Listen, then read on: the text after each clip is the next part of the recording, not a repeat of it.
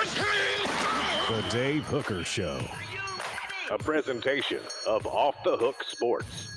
Objective insight, expertise, top guests.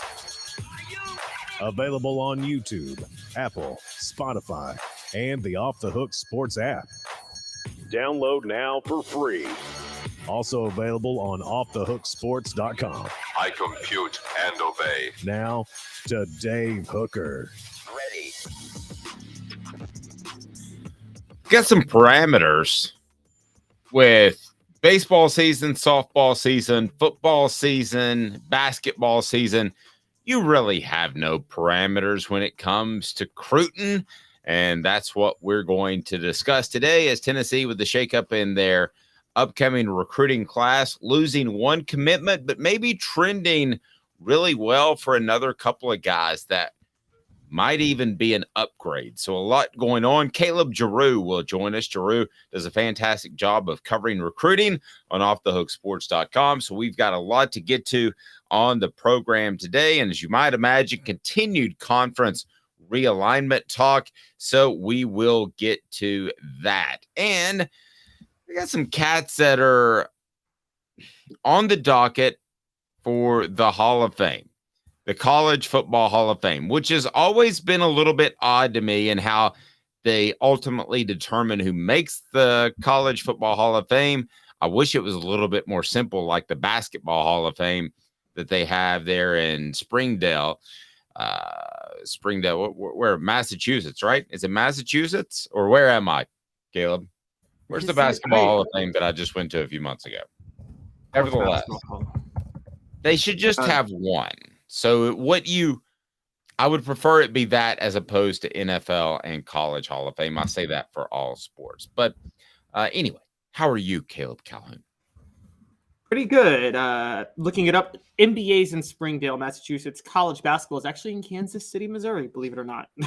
So there is a separate one that the Basketball Hall of Fame just essentially trumps, right? Correct.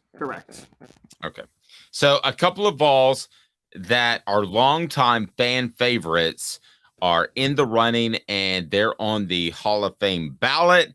Why it's neat and it's fun to talk about, and I hope they all make it.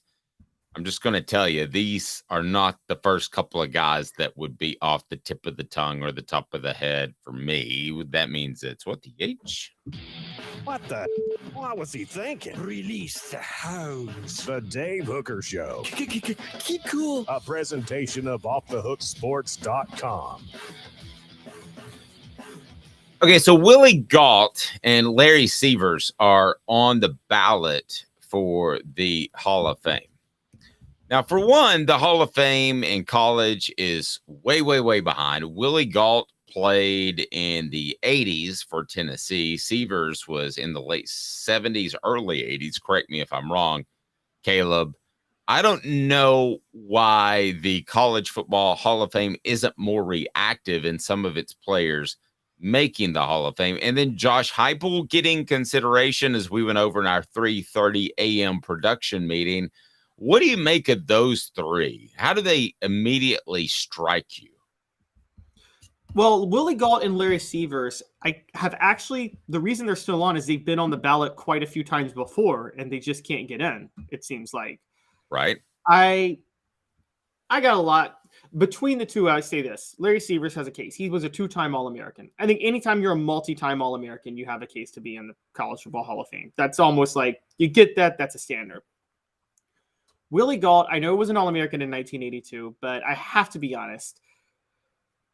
I think Willie Gault is more famous as an overall elite athlete, not necessarily what he did specifically within the confines of the college football field.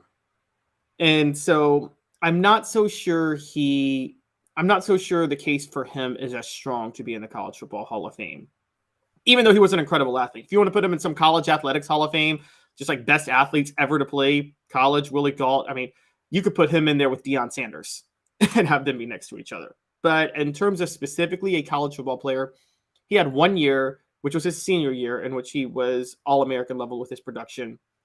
And it wasn't like that 1 year was a record-breaking year like what Reggie White had in 1983.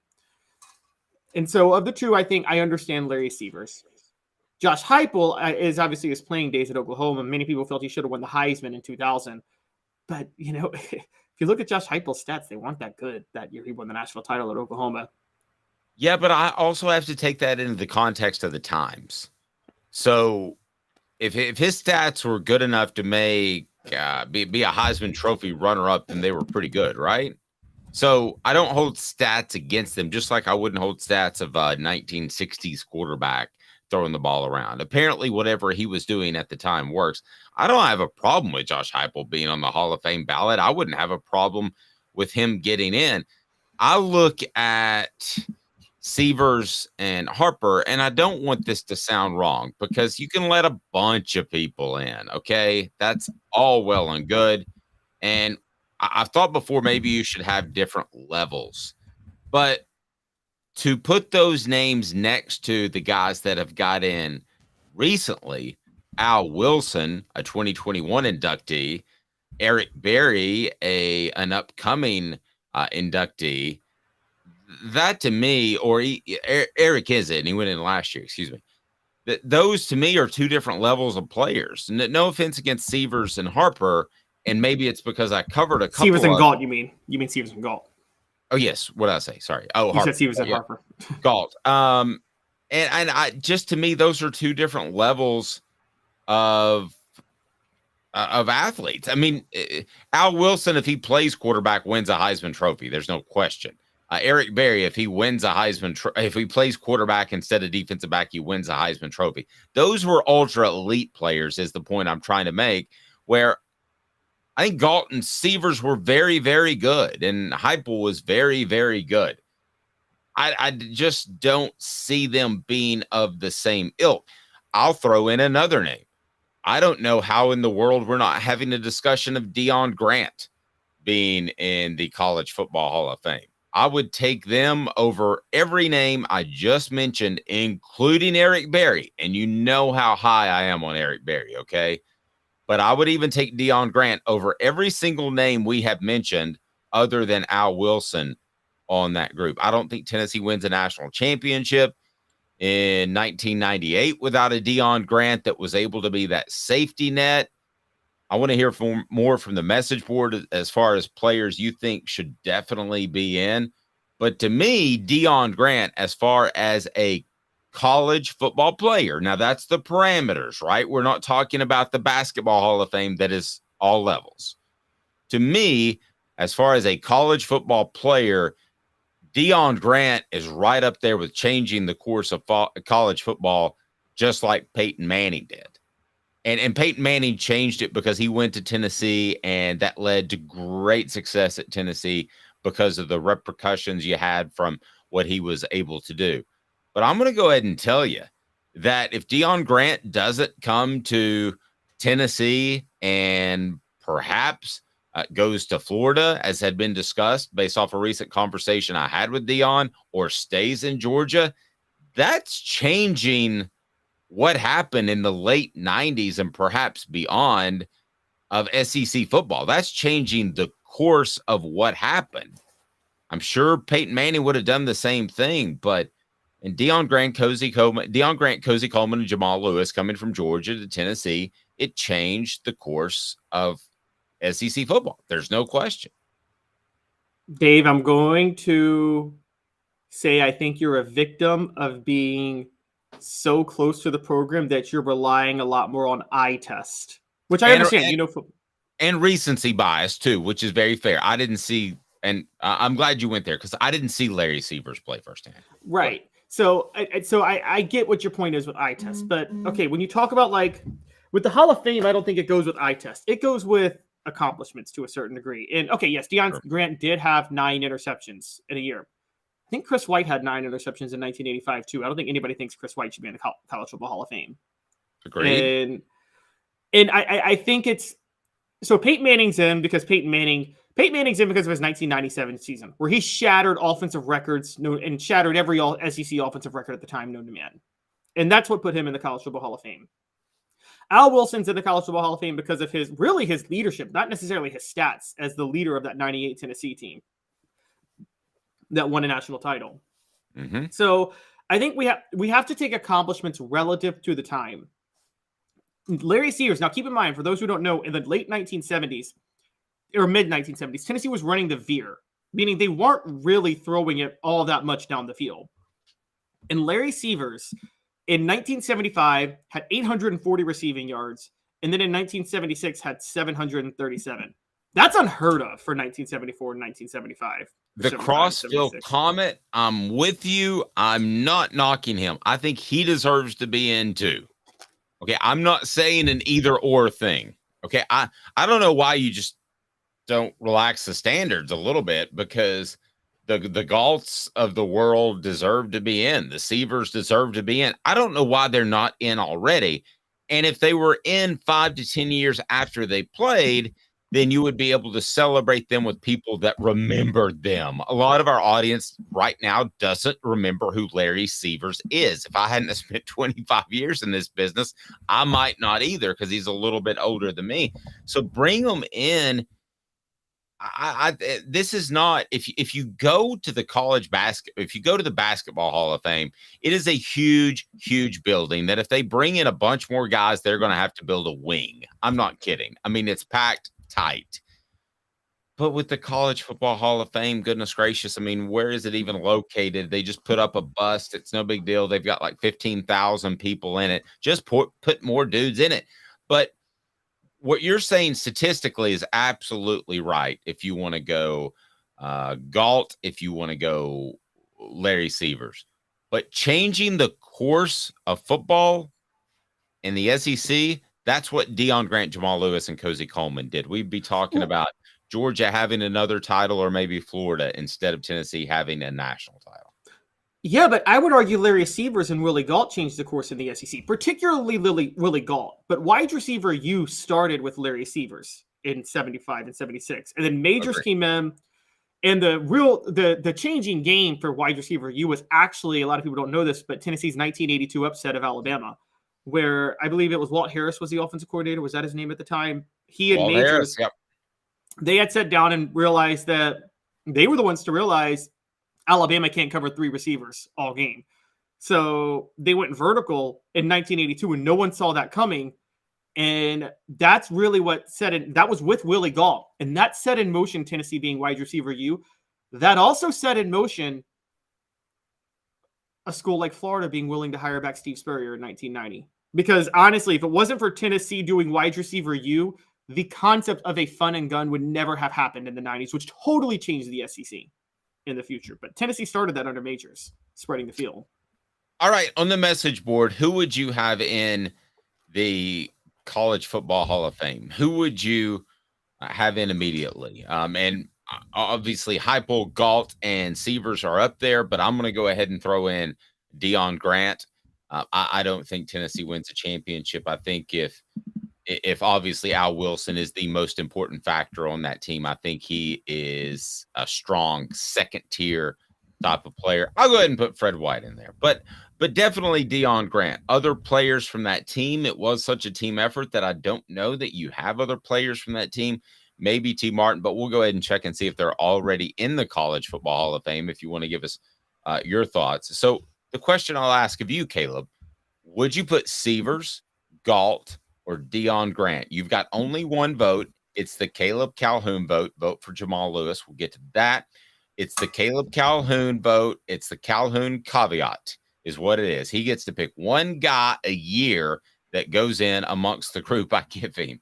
So we'll ask Caleb that. Brought to you by Andy Mason, AndyMasonRealEstate.com. He'll save you thousands, if not tens of thousands of dollars. AndyMasonRealEstate.com, over 40 years of experience in his office. AndyMasonRealEstate.com is phenomenal. Travis says, Galt, if you only get one vote between, now I'm including the 4 too. So I'm including Heupel, I'm including Galt, Seavers, and Deion Grant.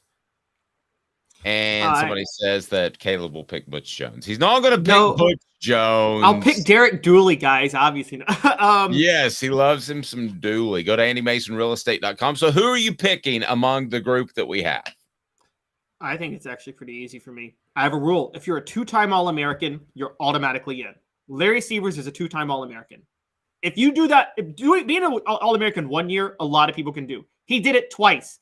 He's in.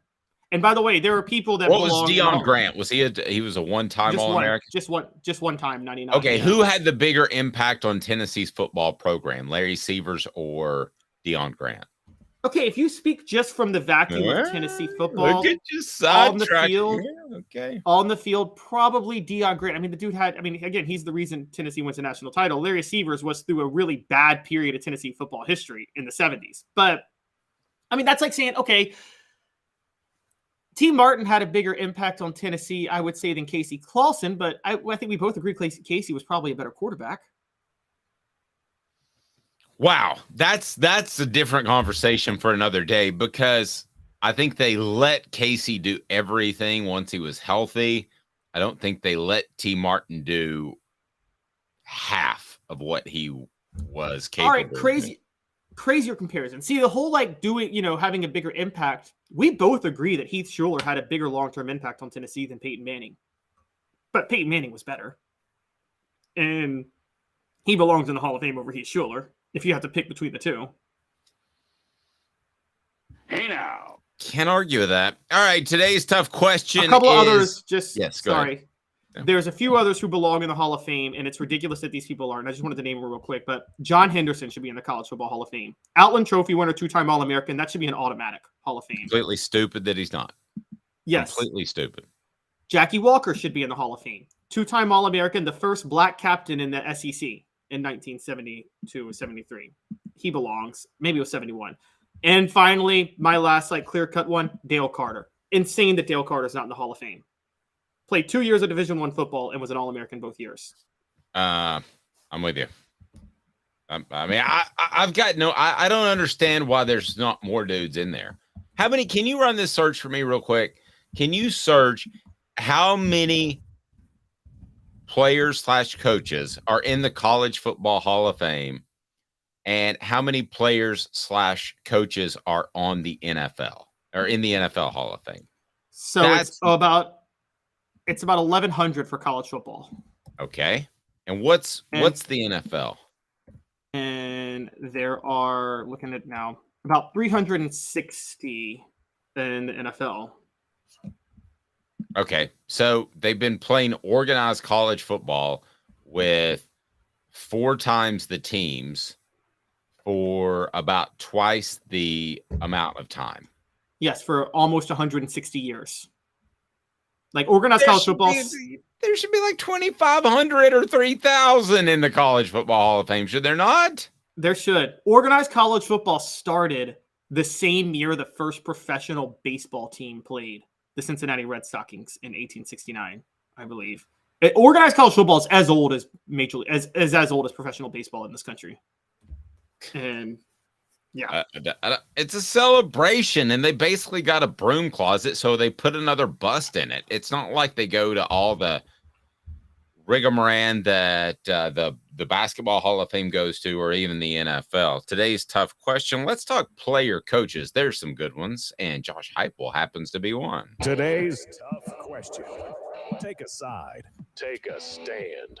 The Dave Hooker Show. A presentation of offthehooksports.com. All right, Caleb Calhoun, here we go. So we got this guy named Josh Heupel. He was a pretty good player. He's turning into a really good coach. So let's discuss Vols, who are great college players and coaches. Who is atop that list? It's hard to go any direction other than Johnny Majors, who is second for Heisman and won a national championship at Pitt, was knocking on the door at Tennessee. It's pretty difficult to find anybody as far as great college football players and coaches that played for Tennessee that are any better than Johnny Majors. I challenge you to find one that's even in that ballpark, sir. By the way, we get to recruiting news coming up with Caleb Jarreau as Tennessee loses one commitment, but might be on the verge of another big-time get. Player, coaches, what do you got, Caleb? Well, there's one that actually might have Majors beat. because he is in the College Football Hall of Fame as a player and as a coach, of which Majors is not in as a coach yet. And that would be Bowden Wyatt. Okay, why I don't understand why Majors isn't in as a coach. But anyway, go ahead. No, he should. I agree. He should be in as a coach. But if he got in as a coach, it'd be for what he did at Pittsburgh. Bowden Wyatt would still be in for what he did at Tennessee. Another one who's in as a player and a coach, even though he didn't coach at Tennessee, Bobby Dodd, who is the most legendary coach in Georgia Tech history. And here's a crazy one. There are only 4 people in the College Football Hall of Fame as a player and a coach. 2 played for Tennessee. A third just happens to be one of Tennessee's most hated nemesis, and that's Steve Spurrier. Well, let's do this for a second. So you've got Bowden Wyatt in our meeting this morning. It was Bowden Wyatt, Johnny Majors, Bobby Dodd, Doug Dickey, Philip Fulmer, Josh Heupel. Those are the players, coaches with Tennessee ties. Right. If I could go back in history and change things, and Tennessee was willing to throw the ball around, and they could get a young Steve Spurrier, and he had the same success at Tennessee that he had at Florida, which is a national title and a Heisman Trophy. These other guys, no knock, even Johnny Majors, who you know I love, pale in comparison to that resume with Steve Spurrier. Best resume, complete resume in college football. Yeah. Won a Heisman and a national championship as a head coach. And by the way, Tennessee was so far ahead of Florida as a program in the 60s. If they were throwing the ball around and they decided to get Steve Spurrier, I think they win a national championship with Spurrier as a player not under Doug Dickey, but if they hire somebody else who likes to throw the ball. And then I think that he wins one at Tennessee as a coach. You're right. Josh Heupel could approach that, though. What if Josh Heupel wins a national title at Tennessee, gets in the College Football Hall of Fame as a player, and then goes as a coach? That's the most accomplished. That is Steve Spurrier then, right? Yeah. How many guys have gotten in as player and coach? I'd be interested if you have time to look that up. Oh, it's 4. It's 4. Oh, it's just 4? Just 4, including 2 people who played for Tennessee, Bobby Dodd and Bowden Wyatt, and then Steve Spurrier, who's from Tennessee. That's 3 of the 4. Right. Who's the 4th? Who's the 4th? Alonzo Stagg played at Yale, like old school history. Oh, that's real old school. That's like Caleb Jarreau, old school. So, speaking of Caleb Jarreau, we'll get to him here momentarily. We're going to talk some Cruton as Tennessee loses a really highly rated prospect, but why that might not be such a big deal. But what would Josh Heupel have to do? He'd have to win 3 national titles to supplant Steve Spurrier's entire career as a player coach, right? Because right now you have Steve Spurrier with a Heisman Trophy as a player, and you have him with a national championship and 5 SEC championships? 6. I mean, it would be 6. 6? Okay. So it would be really tough for Heupel to supplant Steve Spurrier as a better player coach for a Hall of Fame consideration, correct? Pretty much. Yeah, and there's also a strong debate of whether or not Bobby Dodd has Spurrier beat too. But yes, the thing with Heupel that would be difficult with. So what outweighs what? Heupel did finish second in the Heisman, not first like Spurrier did. But he did win a national championship at Oklahoma and went undefeated. Does that outweigh Spurrier winning the Heisman at a time when, like, again, we would all agree Heupel had more competition for the Heisman than Spurrier did? You know, it's funny. We could go back and forth over this. Winning a Heisman is a big deal. It would be a big deal in my voting. Winning a national championship as a player, not a coach, is not as big of a deal because it's a team sport.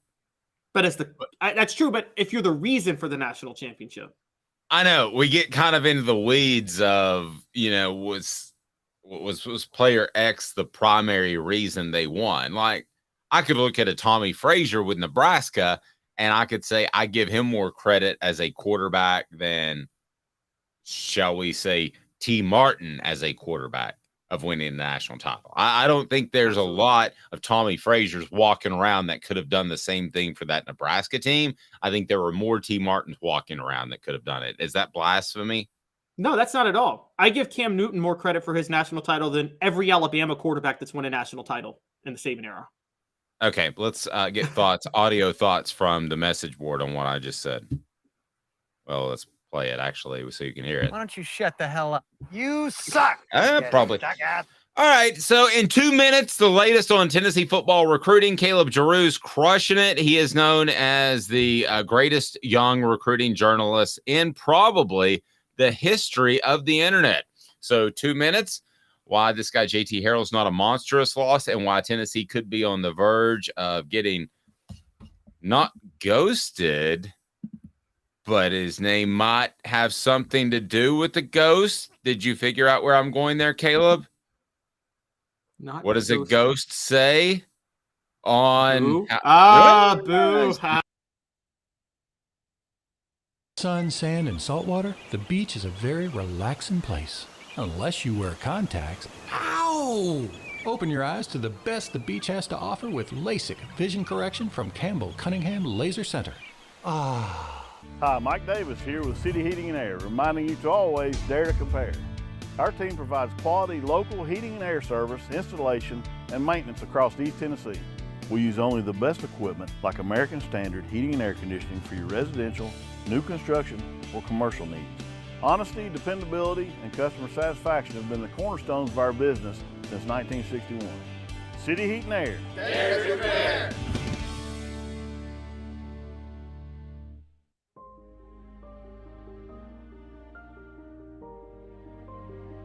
Our family has been creating one-of-a-kind pieces of jewelry in West Knoxville since 1986.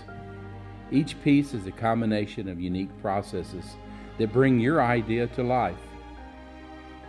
Every day in our shop, a truly special item with a story all its own is being manufactured in our facility, bringing the history and family sentiment into a whole new generation of life.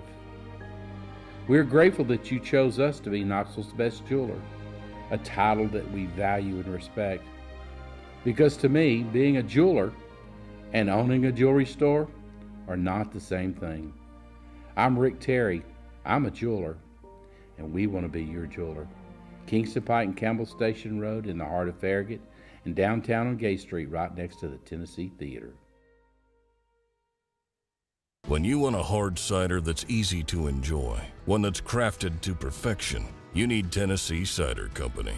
Some say it's the signature cider of the South. Others say it's the cure to your craving. They all say you'll savor every sip. With a selection of ciders free to sample, all it takes is one taste. Visit tncidercompany.com for more information, as well as to shop our ciders and merchandise online. Thirsty yet? Doors open at 10 a.m. Who's this guy? Hello, wizard. The Dave Hooker Show, Who? a presentation of Off the Hook Sports, What? YouTube, Apple, Spotify, and the free Off the Hook Sports app. Back to Dave Hooker. Sorry. Goodness gracious, what's going on, Caleb Calhoun? When I sneeze multiple times. You allergic to good content? Yep. That's exactly What about my tease right before the break with the boo thing? Did you get that? You got it just as we went to break. How good was that? Yes, I got it. Such a dad joke. That's good stuff. All right, Caleb Jarreau, pardon me, joins us now with offthehooksports.com. He's also the sports editor of the Daily Beacon. His future is brighter than a white dwarf star. It's growing every day. Are you familiar with the white dwarf star, Caleb? I am not familiar with stars. Okay. No. So we need nicknames for you guys, like since you both have the first name Caleb, like Double C and CJ. I think CJ was actually the helicopter pilot on Magnum PI, but I could be wrong on that. Here we go. If you have a question about any recruits, go ahead and get on board now. Post them on the message board, and we'll ask Caleb Jarreau about them. But a lot has changed in the past 24 hours. Caleb, get us caught up to speed. Yeah, well, late last night, probably the biggest one is J.J. Harrell, Mississippi, number one wide receiver in Mississippi, decommitted from Tennessee. He had been committed since February, and I don't think that this move was really a surprise for anybody. He had been very clear that even though he was committed, his recruitment was open, and being open means that he was taking visits to Ole Miss and Mississippi State, and Lane Kiffin got in there and really, I guess, got to him because he's trending now for Ole Miss. So he decommitted last night, said he rushed his decision,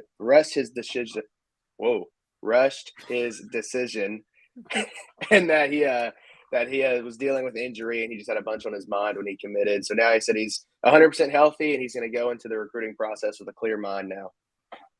TJ, by the way, was the helicopter pilot on Magnum PI. But so is this a big loss for Tennessee? Absolutely not. Yes, no, absolutely yes. I would probably say no. The only thing, if he was a defensive back, my opinion would be different. But since he's a wide receiver and we know that Josh Heupel can recruit wide receivers pretty easily for this offense, I'd say that it's probably not as big of a loss. The only thing now is there's no room for error with recruiting the other wide receivers that Josh Heupel wants. You have to get your Mike Matthews, your Amari Jeffersons. There's no room for error now to lose one of those guys. Well, tell me about Mike Matthews, a 5-star guy, and then Amari Jefferson, a Chattanooga native. What do you think of Tennessee's chances in replacing the Harrell vacancy with him? Or did Tennessee perhaps trade up purposefully? Well, I don't think Tennessee traded up personally. I know there were some talks that Harrell was kind of upset that Tennessee was recruiting other wide receivers. He wanted to be one of the only guys or like one of two. So I think it was more on his side more than Tennessee's. But I do think Amari Jefferson is probably their sure bet at wide receiver right now. He's committed to Tennessee for baseball. So he obviously likes Tennessee enough to commit for one sport. Now it's just a matter of if he wants to play football, which recently his football attention has kind of outweighed the baseball attention he had before. Like you said, he's an in-state guy from Chattanooga. I don't see how he doesn't end up at Tennessee. That would be a very big loss for them. And then talking about Mike Matthews, he's a Georgia guy who's probably leaning Tennessee at this point. He's gotten a lot of attention from Clemson and USC as well. Georgia and Alabama are in the mix, but it seems like he's leaning more towards a Clemson or a Tennessee type school. And he'll be taking he's a two-way guy, but he'll be a wide receiver at Tennessee. And he was at the Alabama game in the fall. So he got really the full Neyland Stadium experience at its best, I would say. So I feel like they're in a good position for both of those guys. I'd say if I had to put money on it, I'd say Amari Jefferson over Mike Matthews. But Mike Matthews has quickly trended to be one of the top receivers on Tennessee's board.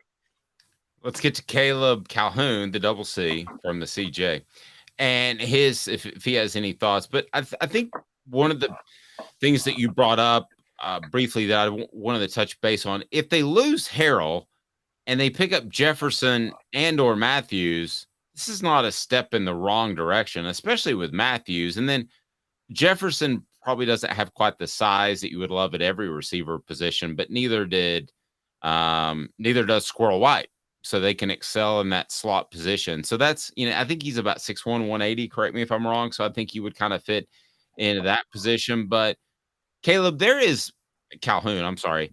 And I was going to write a column about this today. There is more shifting going on than we've seen in previous years with the early signing period. And I think that's because everybody's just figuring out what the H is going on, to be real honest with you. So just because you commit in May or June does not mean you're locked in. It's like the old days. You might commit in August, but you might change your mind in November or December. I think you're going to see more of that. Not to get sidetracked, but that's why you don't need to be ripping prospects on social media, Tennessee fans. Just going to go ahead and tell you that because they could end up considering your school once again. Double C, take it where you need to. Yeah, and even if they don't consider your school this year, they could consider your school after they're at the other school because of the as a transfer. That's a great point. Okay, yes. You just made my column even better. Go ahead. And I'm, also, and this is fans of every college football fan base, you don't have a right to these prospects. They're making a tough decision all the time. Look, Harrell, do I think this was a smart decision? No, I don't think it's smart to run from playing time. I think you embrace your chance to start at Tennessee because if you can get into the rotation, Heupel's going to turn you into an NFL draft pick as a wide receiver more than any other school.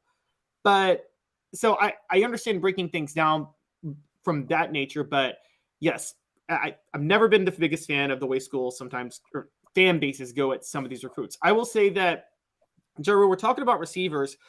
Dave wrote a column last week, and I we've talked about it last week too on the show about just how crucial this is of a recruiting month for Heupel. I think we all agree that it's crucial in terms of what he can get beyond just the skills the positions he excels at, quarterback, receiver. Like he needs to start loading up in the trenches at defensive back. Regardless of what happens here at receiver, are there reasons to be concerned or excited that June could be a big month for him in the trenches and on defense in general? Well, I would say excited, like Dave joked about earlier with Boo Carter. He's committing on June 17th, so he'll be this month, and at Tennessee, he's going to be a defensive back, a secondary guy, defensive back or safety, and he's obviously been leaning Tennessee his whole recruitment. So I feel like for him, that'd be another big pickup. You strengthen your secondary. Now, as for defensive guys, obviously you just lost out on Sammy Brown yesterday as well. He ended up committing to Clemson. He was on campus for the 865 Live taking an official visit. Now, for him, I would correct me if I'm wrong. His mullet is still undecided. Hey, that fit right in Knoxville. Yeah, probably Panama City Beach where I'm vacationing. But anyway, go ahead. Yeah, so I wouldn't call him a loss. Tennessee took a big swing there, but I'm surprised he went to Clemson. I'm not surprised he didn't come to Tennessee. I thought he was going to be Georgia. And then yesterday we also had Cameron Fountain commit. He was a defensive lineman. Now it was very strange. I would call that a bigger loss than J.J. Harrell decommitting, just because Cameron Fountain was leaning Tennessee. He was just on campus, and then he went and committed to USC. That's one that I wouldn't be surprised if Tennessee does keep recruiting him heavily, even though he's committed to USC. His original commitment timeline was going to be early August, so before his school year started, he wanted to be committed.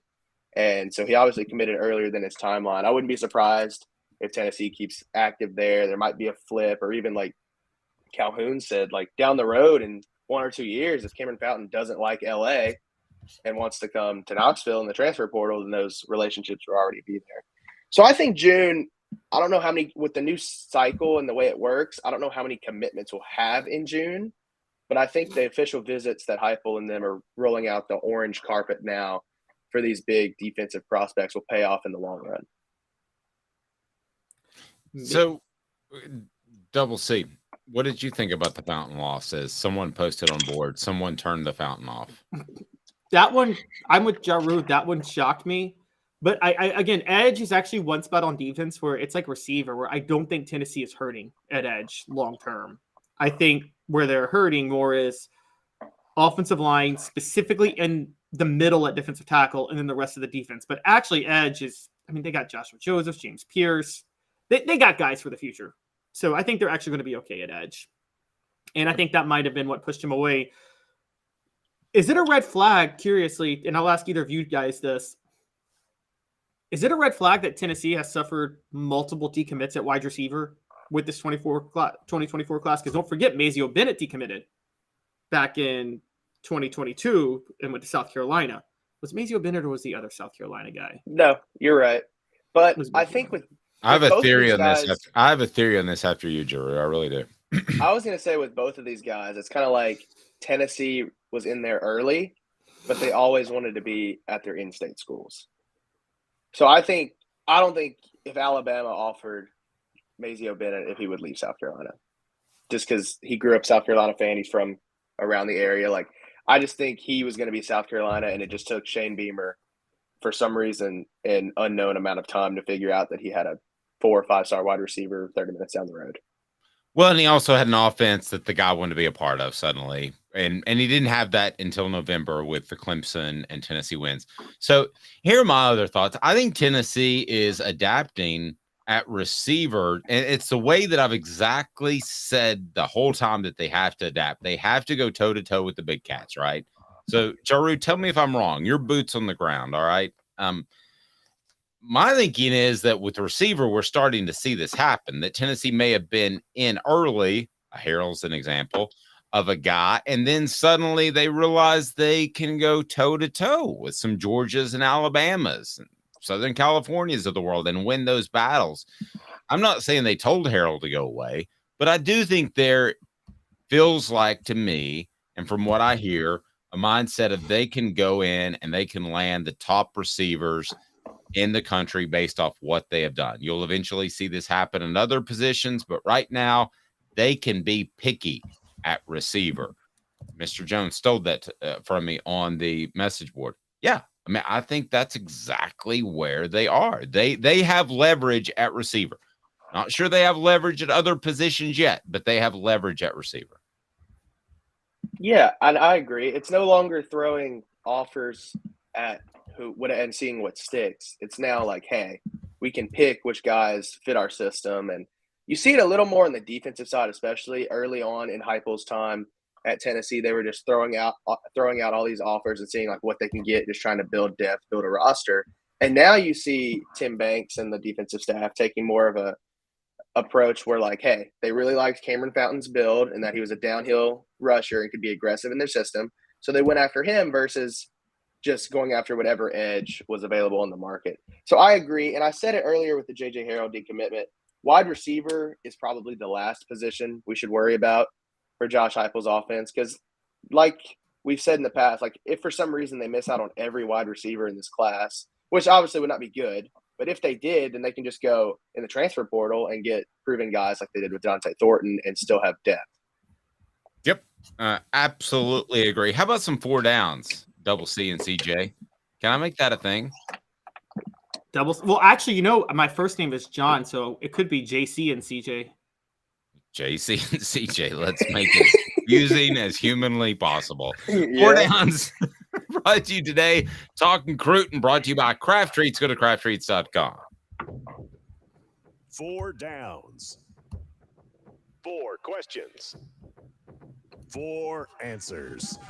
The Dave Hooker Show. 4 downs. A presentation of offthehooksports.com. All right. So to give you some historic reference, scale of 1 to 10. 1 is when Phil Sims' son, what's his name again, Calhoun? Chris Sims. When he decided not to go to UT and then blamed it on racial segregation within the team, it was the worst non-commitment in the history of Tennessee football. That's a 1 in terms of bad losses. A 10 in terms of great gets is Peyton Manning or Heath Shuler because of the way they can affect your recruiting moving forward. So scale of 1 to 10, losing Sammy Brown is Caleb Jarreau? Yeah, I'd say a 3 or 4, just because he was not favored to come to Tennessee. Obviously, he did like Tennessee, and he said he enjoyed meeting with the defensive staff. So kind of, and we're still early on in Heupel's tenure. You got to think like they were probably the 3rd school. He committed to Clemson, so that'd be 1. Georgia was 2. I'd say Tennessee was probably 3 for him. Yes. So may pay in the long run, but honestly, from what I've been reading and what I was told, Sammy Brown going to Clemson, he just wanted to play. If you go to Georgia, you have to sit 1 or 2 years because they have the best linebackers in the country. Clemson, he liked the campus, he preyed on it, and he could play year 1. So, and we'll see what happens, but I don't think it's that big of a loss just because he was never assumed. That'd be like if Boo Carter didn't go to Tennessee, it'd be a massive loss. But Sammy Brown was not expected to come to Tennessee, so it's whatever. Okay, that leads me to 2nd down. What is Boo waiting for, and does he end up at Tennessee? I don't know what he's waiting for. I would be very surprised if he did not end up at Tennessee. Tennessee's the only SEC school in his top schools. He has flirted with Michigan, Colorado. Deion Sanders is his main recruiter at Colorado, which is always a little scary. I think he's just a guy who's going to enjoy the process and get a lot of attention and probably build his NIL persona or his profile, I guess, with his big commitment and stuff like that. But I would be very surprised if he didn't end up at Tennessee. And if he didn't end up at Tennessee, we've seen him transfer 3 high schools. He might come back to Tennessee as a sophomore. That's true. He could transfer back with Sammy Brown's mullet. Caleb, I think he's enjoying the recruiting process. I think he is. I think he likes the attention. I think he ends up at Tennessee. I think if he were to go to Colorado, he would end up back at Tennessee a year later and transfer back. So I think Boo is eventually a ball. But I mean, whenever you I was going to say, whenever you get like a 5-star, 4-star like Boo is, like, why not enjoy the process if everybody in the country wants you? Yep. It's exactly what my son said. Go ahead. Bunch of free stuff. Yeah, take advantage of it. Bunch of free stuff. Jarreau, where I push back is on first down. I actually think it's a little bit higher of a loss. And the reason is because he committed to Clemson. And I've said from the start that key for Tennessee football going forward, there's not room for Tennessee and Clemson to exist as powerhouses in the same space. So when they have recruiting battles, Tennessee doesn't have to beat Georgia, but they can't lose to Clemson.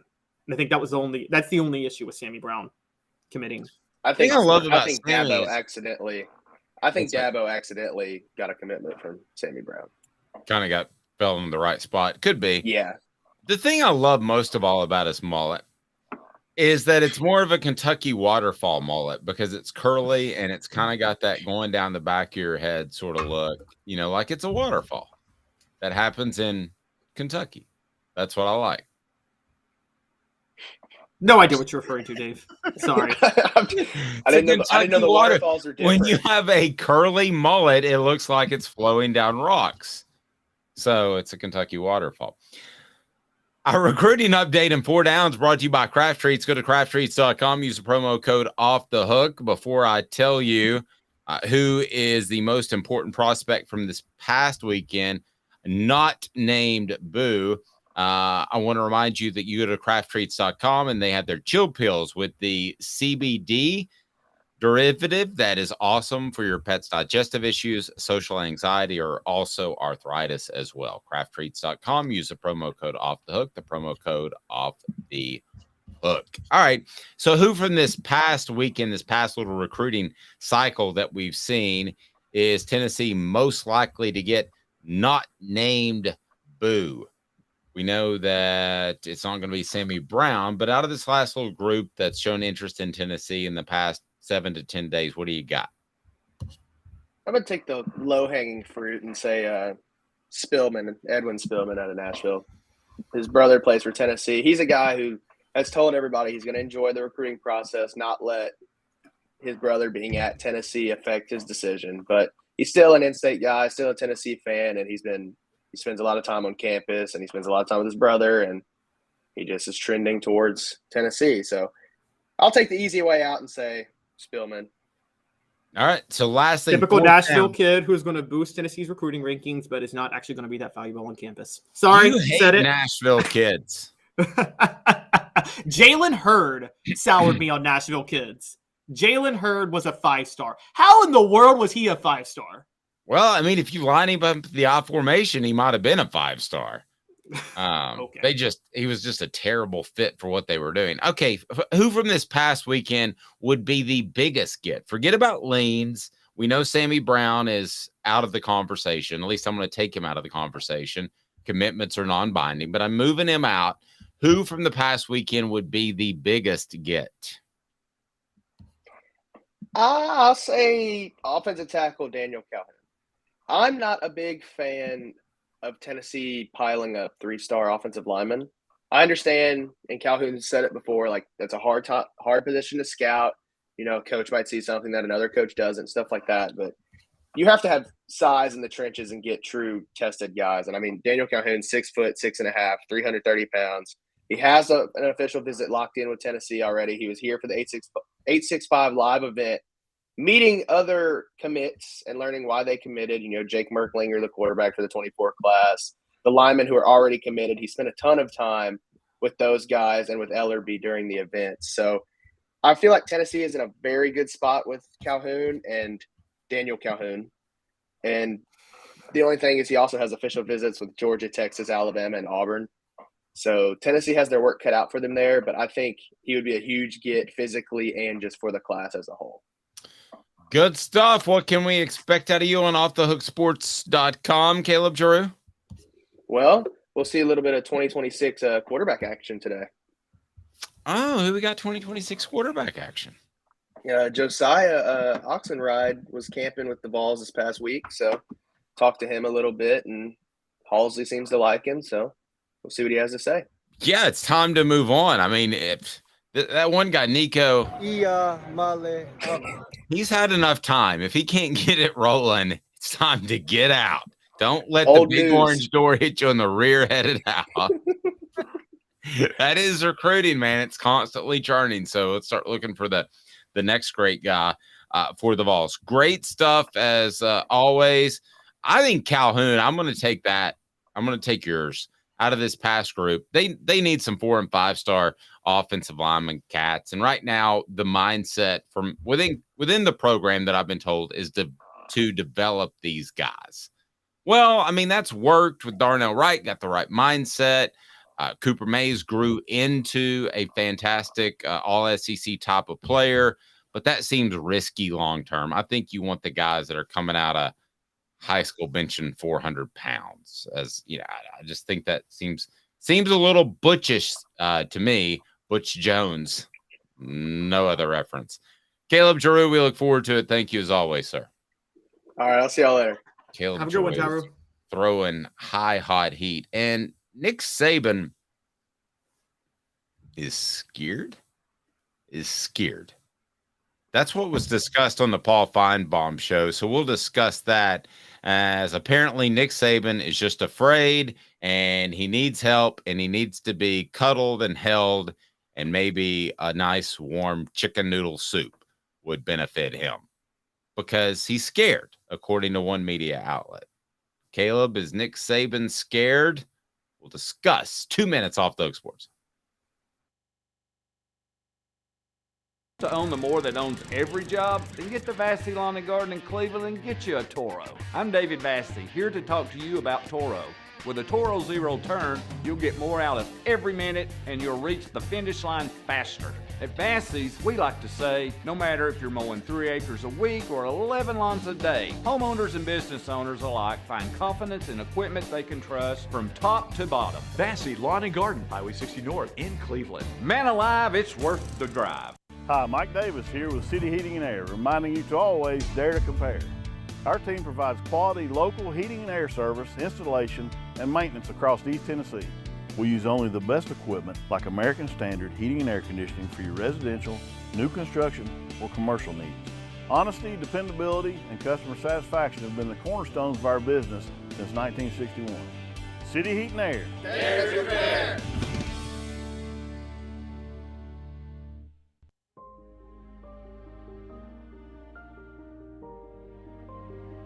Our family has been creating one-of-a-kind pieces of jewelry in West Knoxville since 1986. Each piece is a combination of unique processes that bring your idea to life. Every day in our shop, a truly special item with a story all its own is being manufactured in our facility, bringing the history and family sentiment into a whole new generation of life. We're grateful that you chose us to be Knoxville's best jeweler, a title that we value and respect.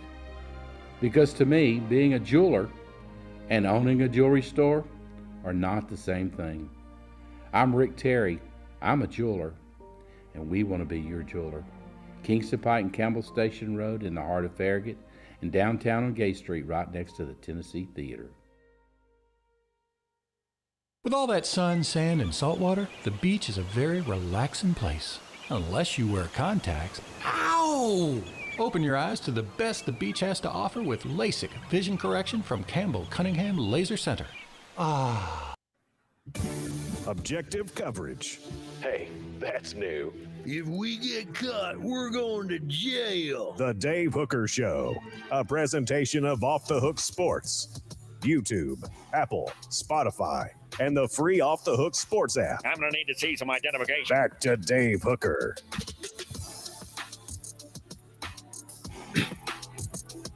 I think that probably more than most, I defend Nick Saban outside of those that cover Alabama football on a regular basis. And I do so because I think what he's done is not even generational. It's like multi-generational. It's once every 50, 75 years type of stuff. So I'm not one to jump on board and just say he's all out scared. I don't say that lightly. and I want to discuss what SEC Mike Bratton, said on the Paul Feinbaum show. This was back on Friday, and this goes back to some scheduling issues, and it leads us into today's tough question. Today's tough question brought to you by Campbell, Cunningham, Taylor, and Hahn. Look, no glasses, no contacts. I got LASIK. It is time for today's tough question. Today's tough question. Take a side. Take a stand.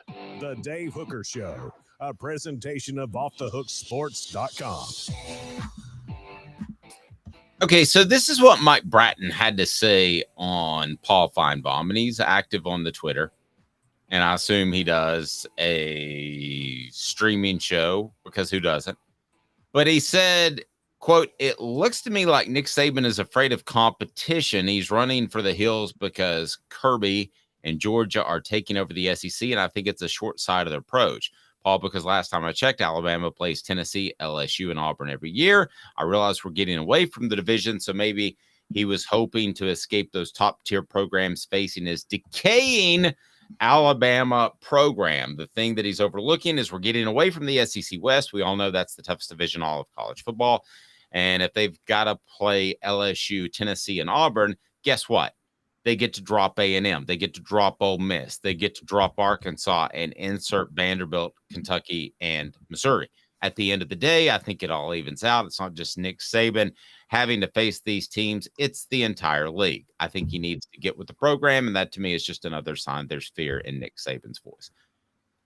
Is there fear in Nick Saban's voice when he discusses the fact that he doesn't want to play LSU, Auburn, and Tennessee on a regular basis? Is that fear because of the direction of his program, which I think you and I would agree is not nearly as stellar as it was before Kirby Smart did what he did and is doing what he's doing in Georgia?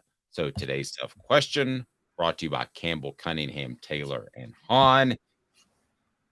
Nick Saban scared? Where he is at this point in his career, is he simply scared? Caleb Calhoun. And you can branch off that, but yay or nay on the scared part first.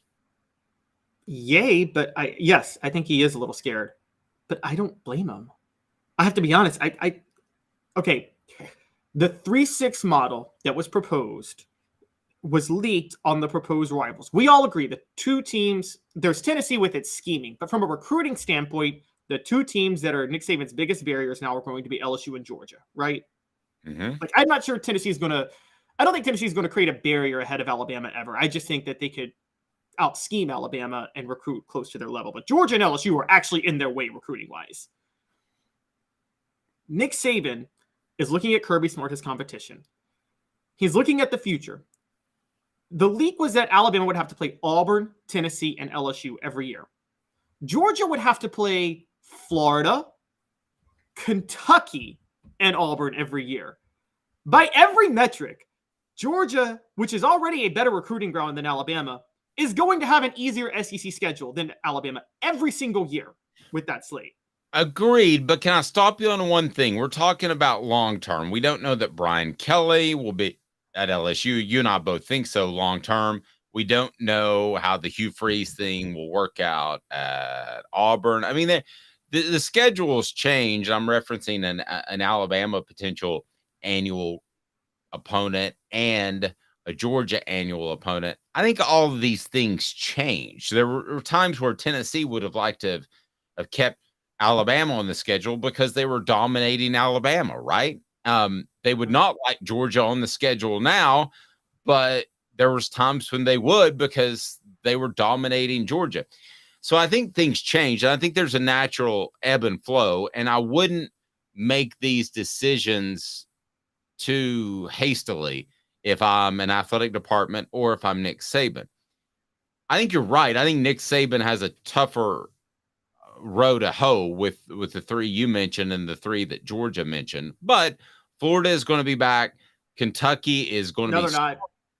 Well, I think at some point, whether or not, I mean, I just don't think they'll be average. It may not. It may be after Billy Napier's gone, but I'm thinking if Kirby Smart's going to be there for a decade. Okay, so at some point, Florida is going to be relevant again, right? you would think. Look, Florida's an overrated job. I'm going to say that now. It's an overrated job because you're competing with Florida State and Miami and now even UCF in recruiting. So even though there's a lot of talent in the Sunshine State, there's so much competition for that talent. So I don't think getting back to I'm going to answer the question because I asked you to. So to be fair, I do not think that Nick Saban is scared. I think that he is planning forward, and I think he's planning for planning forward for the day that he's not going to be around. Okay, so that may be 3, 4, 5 years. And whoever replaces him is probably not going to be as good of a coach. So then they have to play Auburn, LSU, and Tennessee every year. I don't think he's scared per se. I think he would like it to be a little bit easier because I think when he views it realistically, he's probably got one championship left in him, maybe 2. I bet if I put the over under at 1.5, you would take the under, right? Yeah, I would take the under. Yeah, I mean, arguably, if I put it at 1/2, you might take the under. I take the over then. Alabama's recruiting class this year is on a tear. So okay, so we're on the same page. So he squeaks out one more over the next 5 years. I think he would like for the schedule to be slightly easier, but I also think he's thinking about long term. I think at some point Nick Saban, from the people I talked to, was a mercenary. Most coaches are mercenaries, guys. I think you have something unusual if you're a Tennessee fan right now. I think Josh Heupel likes being around Tennessee, appreciates the fact that they took a chance on him, and he's not a mercenary coach, but I say that with very, very little conviction, okay? Because I think most coaches are mercenary coaches. Would you agree with that, Caleb? Absolutely, they're mercenary coaches. Yeah. I mean, I think there are Tom Osborne's and there are Philip Fulmers who have ties to their school and they want to stay there forever. I think Nick Saban has turned into that after Texas made a run and he said, no, I want to stay at Alabama. I think that he's gotten involved with, there were the tornado issues. He's gotten involved with helping the town of Tuscaloosa and the Alabama area. I think his wife's very involved. So I don't think he's scared for himself. I think he looks forward and says, if I'm an A+ coach and Alabama just gets a B coach, that he's going to struggle with those 3 permanent opponents. I don't think he's scared for him. I think he's scared for the future of Alabama football. And I give him a ton of credit because I don't think most coaches care what happens to their school after they're gone. I think that Florida could have been hit with a nuclear bomb after Urban Meyer left, and he wouldn't have cared at all. I think Nick Saban cares. So I don't think he's scared, but I think he's well thought out for the future. I hope I'm not sidestepping the question, Caleb. What do you think? No, I agree. I think Saban is reaching a level of his life where his legacy of his success is established. And I think he's looking at what's left after me. So I think Nick Saban, for instance, is very proud of his coaching tree. He has every right. He should be proud of Kirby Smart and people like that. I think the last step to Nick Saban cementing his legacy is making sure Alabama doesn't have what happened to it after Bear Bryant retired, which is, as we know, Alabama had no real plan for 30 years after that. They did get a national title in 92 with Gene Stallings. It was suspicious. Seemed like there was a lot of low-key cheating going on during that time period with Alabama.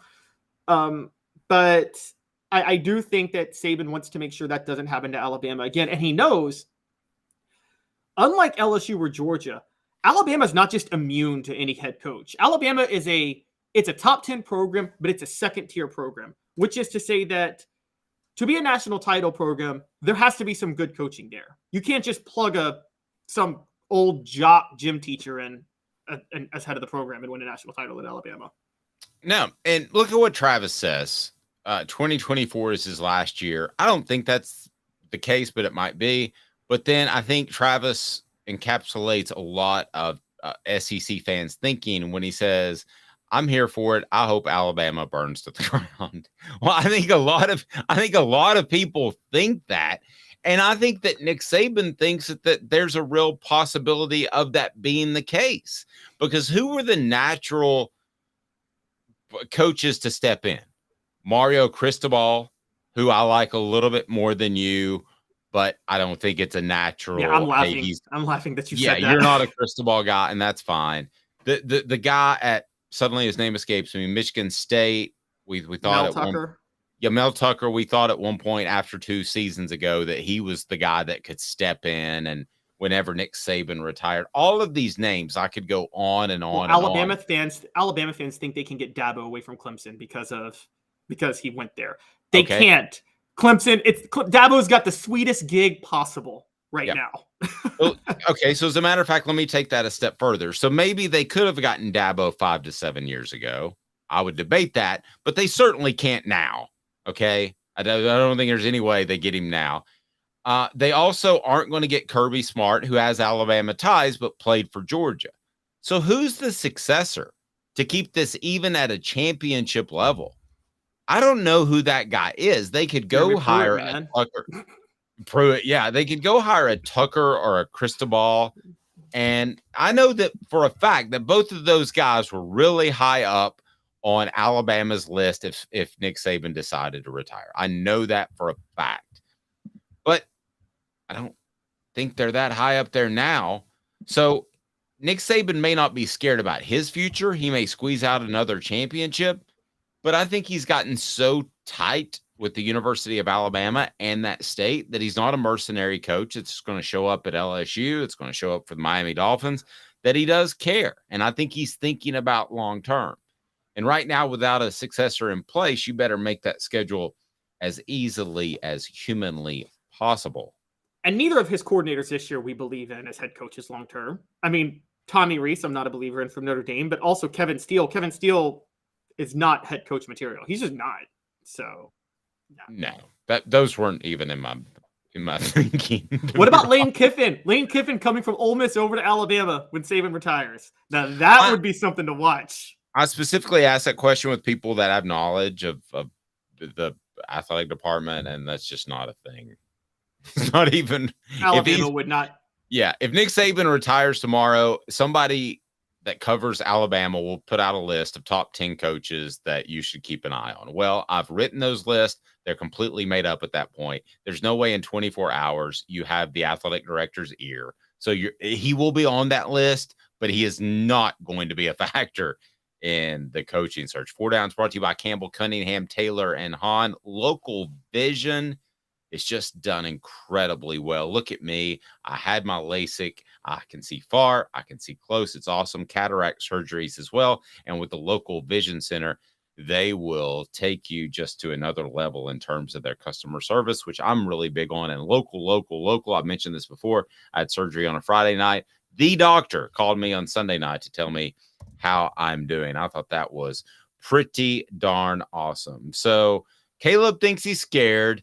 I think Nick Saban's fearful for the future of Alabama football. But for the record, my guy, Caleb Calhoun, calling out an all-time legend. It's brutal, Caleb. You're just I'm not accusing. He's scared, but I'm not accusing him of running. Like Urban Meyer got scared and ran. He bolted Florida, and you will not convince me otherwise that he bolted the minute he realized Alabama was going to be his way in the future. I don't think Nick Saban would do that. It's very true. All right, so let's talk some conference realignment. Colorado, Arizona to the Big 12. Let's think macro, big picture. Can there be 3 big conferences for the long term or just 2? I think you and I both agreed that the Big 10 and the SEC would be like the AL-NL in baseball. Nowadays, you've got the Big 12 that's not going away. And if they pick up Colorado and Arizona, it's significant gets in terms of they're somewhat regional, but they're also good TV markets. So can there be 3 big conferences for the long term or just 2? How does that shake out? What's better for the SEC? What's better for the SEC members? Your thoughts? Because the Big 12, credit them. They are putting up a fight. They are. I think there's room for 3 now because I think both the SEC and the Big 10 have gotten caught making some missteps the past year or 2. And I think we're seeing that now. We're seeing that Greg Sankey I've questioned Greg Sankey's leadership to a certain degree. And I'm definitely questioning what Kevin Warren did with the Big 10 signing contracts and not realizing there were stipulations that would violate the contracts he signed with the TV networks. And I think the Big 12, the Big 12 is their new commissioner. I forget, he was a former sports agent, right? And he is very forward thinking. He understands that he has a lesser product to sell. And his commitment is to making the product more entertaining in other ways because of that. That's why they're going to try some things that aren't going to work. But the fact that they're trying tells me that he's trying to think creatively. I don't think the football games in Mexico is going to work. I don't. I applaud the effort, quite honestly. And I think you're seeing with the Big 12 a more aggressive effort to not just go for the bigger brands, not just rest on the laurels, but to say, okay, how do we make the brands we have, how do we make them more entertaining in a certain way? And I think that actually is going to play well in the future. Will we see, whether it's the Big 12 or whatever remains out of the Pac-12 10-8, will we see somebody do goofy stuff like the XFL? I was wondering this last night during a battle of insomnia before our 3:30 a.m. production meeting. Will we see anybody try goofy stuff? Will we see somebody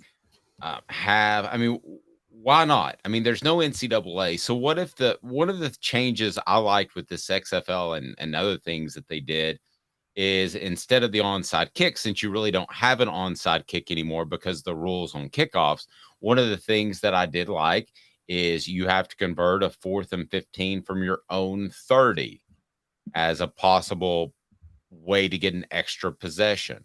Could we see the Big 12 or the Pac-10, 8-6, 14-12, whatever the heck they end up being? Could we see somebody do something goofy, kind of like, this is before your time, but ABA style?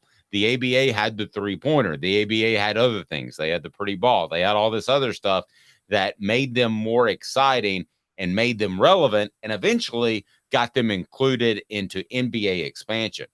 Could we see any of that from a Big 12 or Pac whatever? Well, at this point, let's be clear, it's a Big 12. If Colorado and Arizona join the Big 12, Pac-12 is dead. They can't get a TV deal now. Right. But if they somehow cobbled things together, would it be in their best interest, or would it seem circus silly? Some of it will be circus silly, but some of it will work. I think there's going to be some creative ideas that will work. Now, look, I'll be honest. Some things will seem like good ideas at the time that were terrible ideas. When the XFL started and they had the whole place the ball at midfield and two players had to fight over it, I actually loved that idea until a season-ending injury happened. Yeah, but it only took like the first weekend. A guy dislocated the shoulder. Yeah, so but that's the thing. There are going to be things that, like, I've always liked the idea of, if you can kick it through the goalpost on a kickoff, you get an extra point. Like, that's another point for you. If on a kickoff the ball goes through the goalpost, it's an extra point for your team. But like little things like that, I think they will. And I think this is why, by the way, I pulled up his name. The Big 12 commissioner is Brett Yormark. He was with Rock Nation. By the way, he took over NASCAR. He was head of marketing for NASCAR in 98. And I don't know if people remember, because NASCAR's completely fallen off the map, but NASCAR in the early 2000s seemed like it was really going to start competing with the NFL and Major League Baseball. It was monstrous. Yeah. Yes. And that was when he was in charge of marketing. So this guy knows what he's doing with the Big 12. And I think he knows their second fiddle. Their payouts from the new TV deal is in the high 40s, I think low 50 millions. Guys, that gets close to SEC and Big 10 payout levels, even though it's nowhere near as valuable of a brand. So I think you're going to see the Big 12 try to use creativity to try to catch up with the Big 10 and the SEC. And that might keep them afloat. Now, the wild card is, I think the Big 12 is going to gobble up a lot of the Pac-12 teams. The wild card is what's going to happen when the ACC inevitably collapses, which is going to happen in short order. And the Pac-12 is going to collapse too. You're going to have a hodgepodge of teams that everybody wants. And I don't know if the Big 10 and the SEC are going to try to expand it like 20 or 25 teams at that point. And I don't know if there's room for 3 conferences if the Big 10 and the SEC each have 25 teams. That just seems like a lot. But maybe there is. Maybe there is room for 3 mega conferences. Okay, so I want to run down as we talk conference realignment, because there's a couple of programs in here that I would like to see be able to make the jump from the group of 5 teams to the Power 5 group. And I think there's going to be some opportunity there for teams to be able to do so. So let me throw some of these at you, and you tell me if they're good Power 5 teams or not. Because right now, let's face it, being in the group of 5 every year, you're going to – whereas Tennessee or South Carolina or whoever can look at this upcoming playoff era and say, hey, you could go 9-3 and still make the playoffs, still win a national championship. Well, these group of 5 teams aren't on the same playing field. I mean, they're going to have to go pretty close to undefeated. They're going to have to make noise to get attention over the other group of 5 teams. So there is a huge challenge that they have to face that the Power 5 teams don't have to face. So we have a ranking of the best group of 5 teams of the playoff era. And I want to run through some of these and ask you a double question. One, could they one day become a Power 5 team?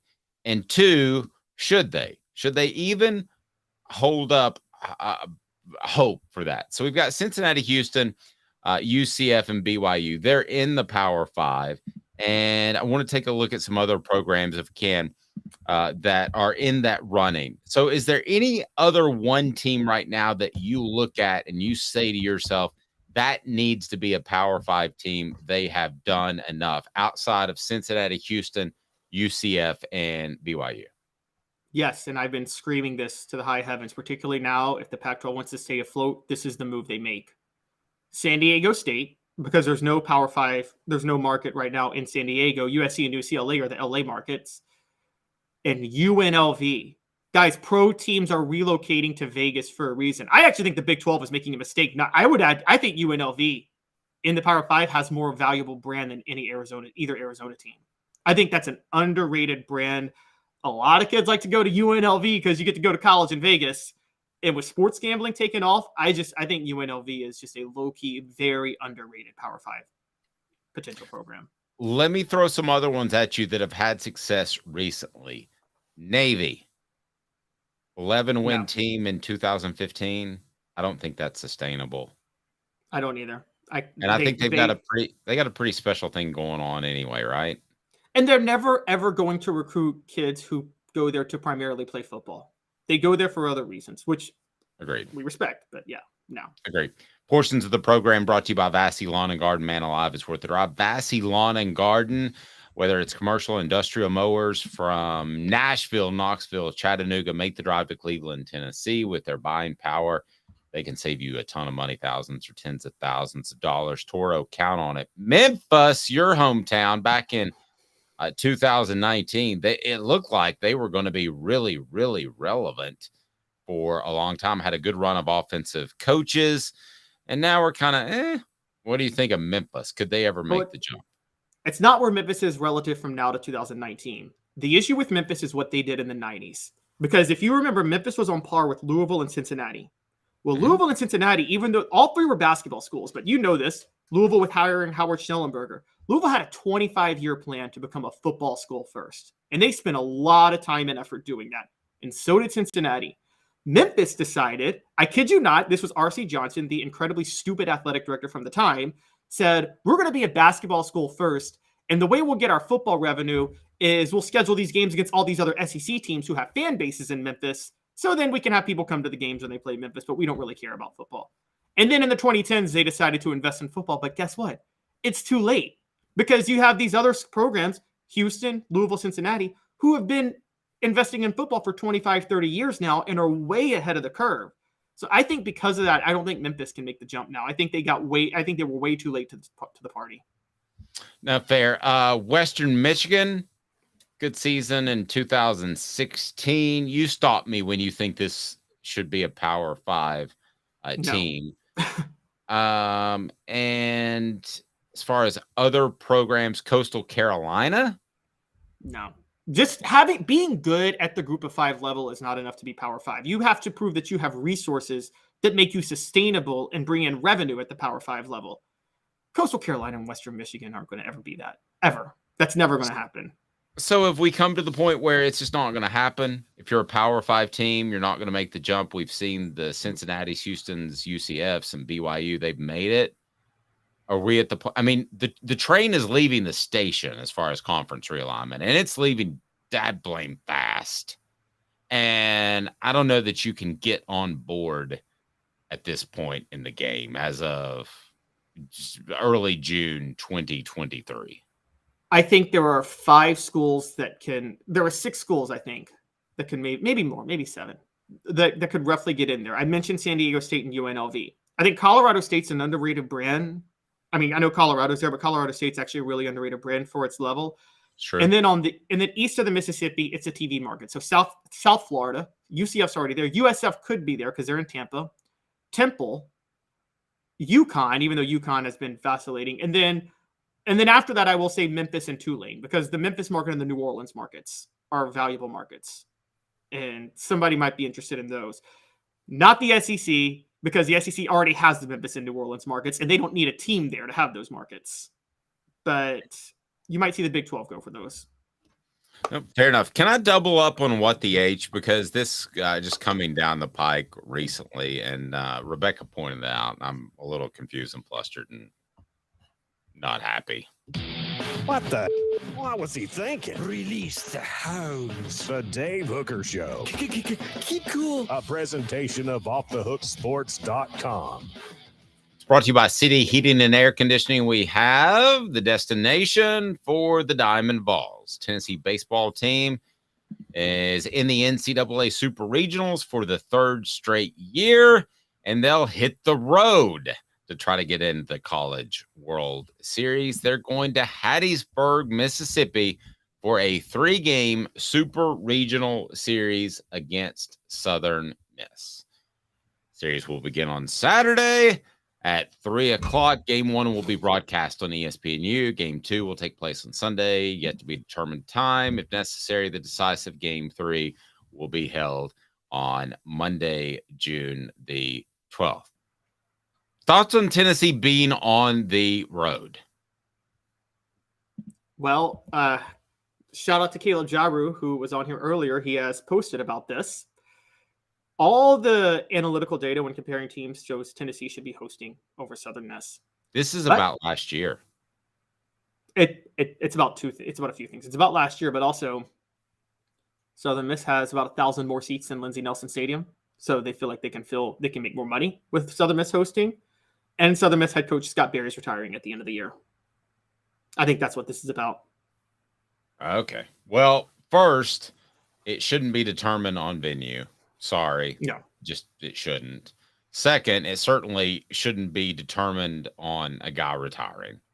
That to me, I'm not arguing with you, and this isn't a knock against you, Caleb, but those are both stupid reasons. I mean, they're terrible reasons. Yeah. But Tennessee has learned, I don't know if you remember this, the year Tennessee beat Florida in the Swamp and lost to LSU in football, Florida got the BCS wildcard invite over Tennessee that year. And the reason that happened was because of the 2 years before when Tennessee played Nebraska in the Fiesta Bowl. I don't know if you remember that game, Dave. Nebraska way outperformed Tennessee in terms of their fan bases at that game. Tennessee did not fill the stadium because they were upset about not being in the national championship game again. And it was like 3/4 Nebraska fans at that game. Which game are we talking about? The Fiesta Bowl the year after the national championship game. Yeah, I was at that game. Saw that was Y2K. Saw Billy Idol perform as the clock struck midnight into 2000. So did it look the way it sounded? Was it overwhelmingly Nebraska fans there? Yeah, I don't remember it being. That's been a long time ago. I don't remember it being overwhelming, but I remember that clearly that Nebraska had the advantage. If I had to dive into the memory banks, I'd say 60-40, 70-30, which is that's pretty close to overwhelming, especially considering Tennessee travels so well. My issue with this is that it seems almost as if, I don't like really the way NCAA baseball is run. I'll say that I think they do things where they overthink things for publicity's sake. You mentioned the Big 12 commissioner. He's doing some different things. I got respect for what he does. I feel like that NCAA baseball should be on that point. It should be beyond having to schedule someplace for 1,000 more tickets.